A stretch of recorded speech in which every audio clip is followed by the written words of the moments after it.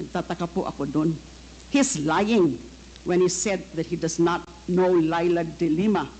How can he say that he does not know Laila de Lima?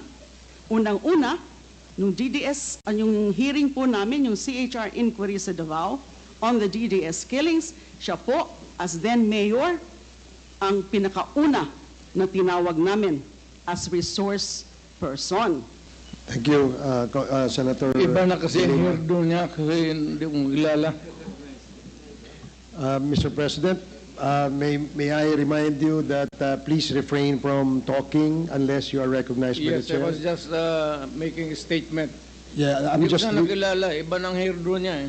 I'm just reminding the Pati yung kulay ng resource buhok. person. So, the next to interpolate. Inambangan pa nga ng suntok ni Duterte si De Lima nung hindi siya nakatingin. Parang inis na si Duterte. Napadaan din sa hearing ng Quadcom si dating Senator Antonio Trillanes IV na nag-allege ng mga bank accounts